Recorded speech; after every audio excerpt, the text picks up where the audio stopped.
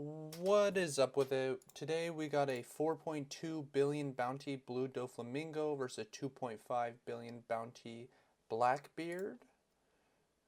Looks like the blackbeard won the rock, paper, scissors and chose to go first. Pretty interesting. The Dofi electing to mulligan what was a pretty weak hand.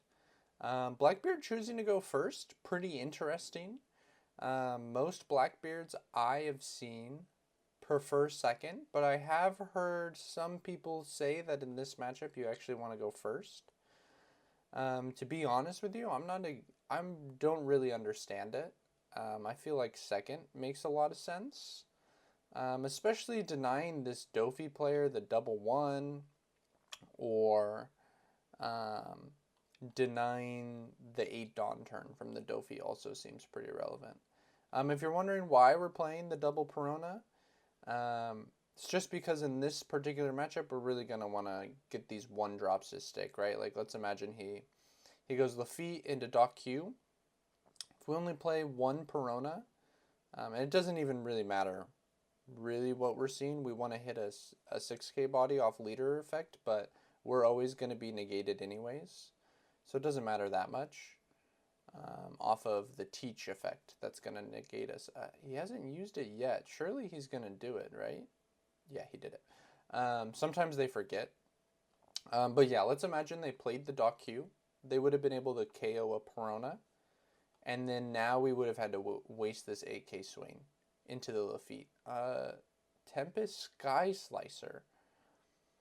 Honestly, feel like that's a card I've just never seen, but pretty nutty trigger for Blackbeard, because card advantage is so important for him, because he has to discard cards every turn.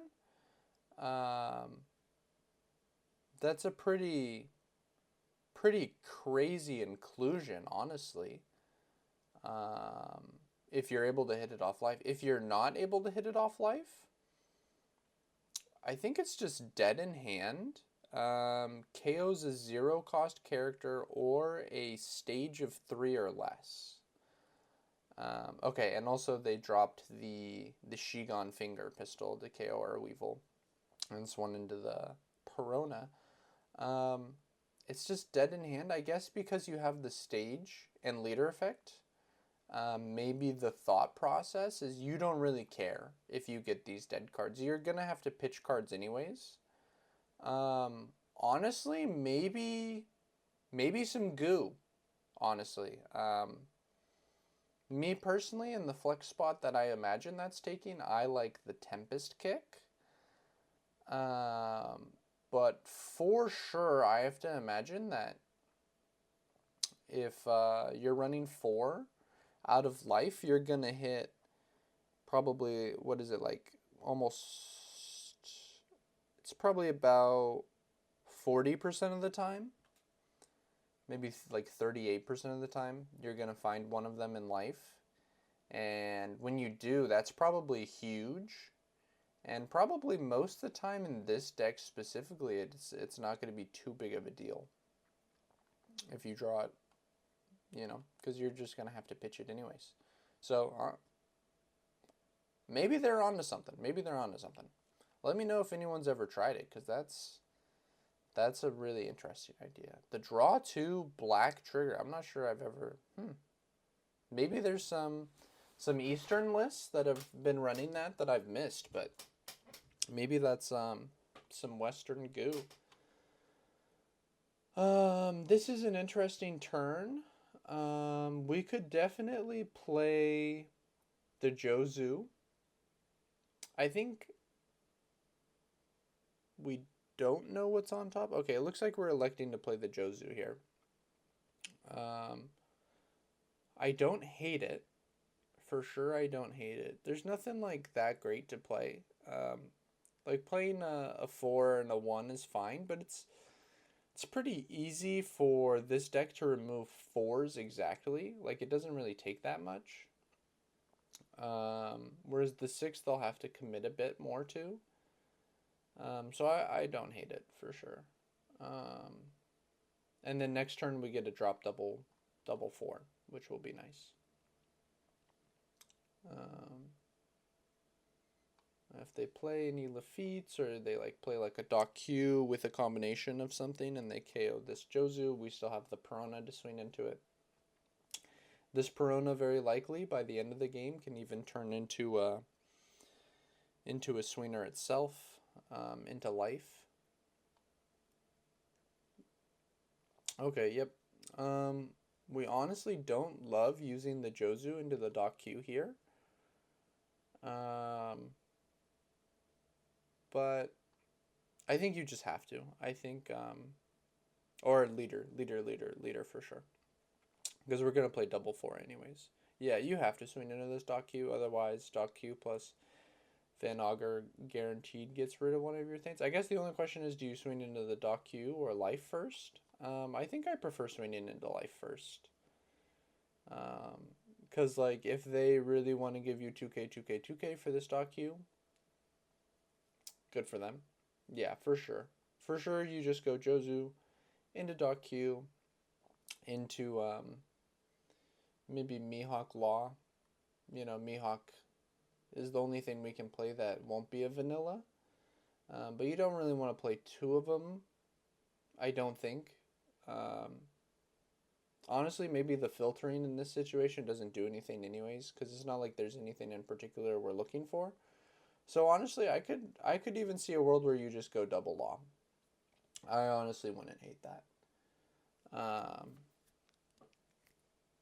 Yep, so they're seeing Burgess off of the trigger and life.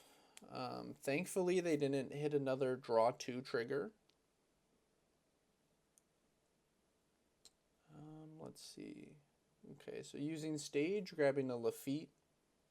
Lafitte's at this point in the game are starting to become less important because the teach here shortly is going to be in a situation where he's being forced to drop 10 drops every turn in order to live. So he's not going to have the extra Dawn here soon. He might be able to get away with his next turn not playing the 10 drop. Okay, this is interesting. The double Van Augur into Doc Q. Okay. Okay. So we definitely have to swing over the Doc Q. Oh.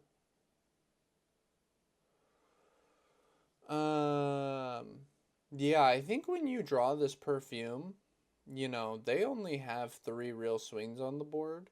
I think I'm just putting them to 0, right? Because they're going to have to counter out of one of these, which it looks like they chose that one. So now you just go, you go 7. They probably don't give you both cards in their hand. I'd be a little surprised if they did.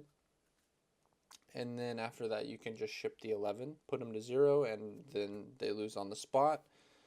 I guess if they hit a couple crazy, I don't even know. They'd have to hit like the draw 2s off life, which also gets them both to 2Ks and the Blackbeard. And then I guess they could live, but that's like such an unbelievably thin line. And like they're never killing. We have infinite counter in hand, so I don't even like this 10. It should have just been 11, honestly. But it's fine. It's like, it doesn't matter either way. Yep, and they got a whole lot of nothing that will help them live. So that's game. Yeah, I don't think there's too much to say about that. It's a tough matchup for Blackbeard. We'll see. I know there was a week in Japan where Eastern players thought that it was Blackbeard favored. We'll see if Western players ever start coping like that. In my experience, it seems like very clearly Dofi favored, but who knows? Thank you so much for watching, and I hope you have a great rest of your day.